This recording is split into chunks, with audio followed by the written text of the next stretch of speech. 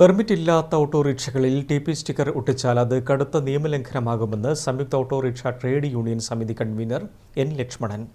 പെർമിറ്റുള്ള ഓട്ടോറിക്ഷകൾ തിരിച്ചറിയാനാണ് T P. Sticker പതിക്കുന്നത്. നിയമവിരുദ്ധമായി ടൗണിൽ നിന്നും യാത്രക്കാരെ കയറ്റുന്ന ഓട്ടോറിക്ഷകളുടെ നമ്പർ പോലീസിന് കൈമാറിയതായും അദ്ദേഹം അറിയിച്ചു. നിയമപരമായി ടൗൺ പെർമിറ്റുള്ള ഓട്ടോറിക്ഷകളിലാണ് നിലവിൽ ടി.പി. എന്ന സ്റ്റിക്കർ പതിക്കുന്നതെന്നും ഇത് ഓട്ടോറിക്ഷകളെ തിരിച്ചറിയാനുള്ള മാർഗമാണെന്നും സംയുക്ത ഓട്ടോറിക്ഷ ട്രേഡ് യൂണിയൻ സമിതി കൺവീനർ എൻ. ലക്ഷ്മണൻ പറഞ്ഞു. ടൗൺ പെർമിറ്റ് ഇല്ലാത്ത ഓട്ടോറിക്ഷ ടി.പി. സ്റ്റിക്കർ പതിച്ചാൽ അത് നിയമവിരുദ്ധമാകുമെന്നും അദ്ദേഹം പറഞ്ഞു. കണ്ണൂർ ടൗണിൽ ഓട്ടോറിക്ഷകൾക്ക് ഓടാൻ വേണ്ടിയിട്ട് പെർമിറ്റിൽ കണ്ണൂർ ടൗൺ പാർക്കിംഗ് എന്ന് രേഖപ്പെടുത്തണം. അങ്ങനെ രേഖപ്പെടുത്തിയ ഓട്ടോറിക്ഷകൾക്ക് മാത്രമേ കണ്ണൂർ ടൗണിൽ പാർക്ക് ചെയ്ത് സർവീസ് നടത്താൻ പറ്റൂ.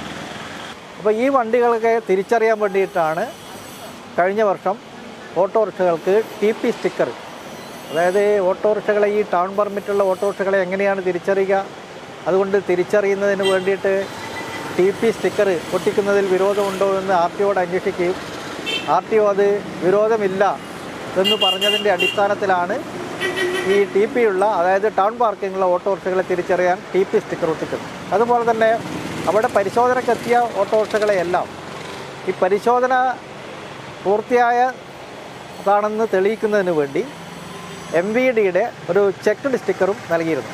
ഇപ്പോൾ ചില ആളുകൾ ഇപ്പോൾ ടി.പി. സ്റ്റിക്കർ അനധികൃതമായിട്ട് അച്ചടിച്ച് അവർ ഒട്ടിക്കുന്നതിന് വേണ്ടിയിട്ടുള്ള രീതിയിലേക്ക് പോകുന്നുണ്ട്.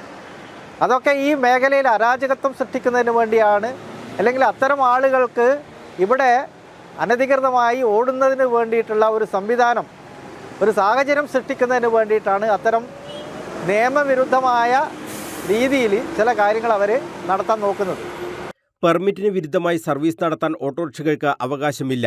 നിയമപരമായ നടപടികളിലൂടെ കൂടുതൽ പേർക്ക് പെർമിറ്റ് നൽകുന്നതിൽ തങ്ങൾക്ക് എതിർപ്പുമില്ല.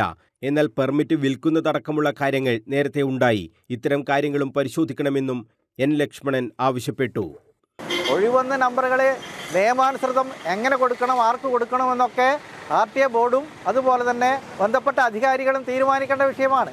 ഏതെങ്കിലും ഒരു പ്രദേശത്തുള്ള ആളുകൾക്ക് മാത്രമായിട്ട് പെർമിറ്റ് കൊടുക്കാൻ നിയമത്തിൽ വ്യവസ്ഥയില്ല. ബഹുമാനപ്പെട്ട ഹൈക്കോടതി തന്നെ അത് പറഞ്ഞിട്ടുണ്ട്. കോർപ്പറേഷന് വെളിയിലുള്ളവർക്കും പെർമിറ്റിന് ആയിട്ട് അപേക്ഷിക്കാം, അവർക്ക് പെർമിറ്റ് നൽകുന്നതിൽ വിരോധമില്ല എന്ന് പറഞ്ഞിട്ടുണ്ട്. സർവീസ് നടത്തുന്ന ഓട്ടോറിക്ഷകൾക്കെതിരെ ശക്തമായ നടപടി വേണം. പെർമിറ്റ് ഇല്ലാത്ത ഓട്ടോറിക്ഷകളുടെ നമ്പർ സഹിതം പോലീസിന് പരാതി നൽകിയിട്ടുണ്ടെന്നും എൻ. ലക്ഷ്മണൻ അറിയിച്ചു. ഈ പെർമിറ്റ് ഇല്ലാത്ത ആളുകൾ സംഘർഷം ഉണ്ടാക്കാൻ നോക്കുന്നുണ്ട്, സംഘടന ഉണ്ടാക്കാൻ നോക്കുന്നുണ്ട്. അത് ഈ മേഖലയിൽ വലിയ തരത്തിലുള്ള ഗുരുതരമായിട്ടുള്ള പ്രത്യാഘാതം സൃഷ്ടിക്കും. വലിയ വിഭാഗം ഒരു തൊഴിലാളികളെ, ചെറിയൊരു ന്യൂനപക്ഷം വന്നിട്ട് അവരുടെ എന്തൊക്കെയോ താല്പര്യങ്ങൾ സംരക്ഷിക്കുന്നതിന് വേണ്ടി ഈ തൊഴിലാളികളെ ഒന്നടങ്കം എതിർത്ത് പരാജയപ്പെടുത്താം എന്നുള്ള ഒരു വ്യാമോഹം അവർക്കുണ്ടെങ്കിൽ ആ വ്യാമോഹം വെറുതെയാണ്. പാർക്കിംഗ് പെർമിറ്റ് പ്രശ്നങ്ങളിൽ അടിയന്തര പരിഹാരം വേണമെന്നും സംയുക്ത ഓട്ടോറിക്ഷ ട്രേഡ് യൂണിയൻ സമിതി ആവശ്യപ്പെട്ടു. News bureau, Kannur.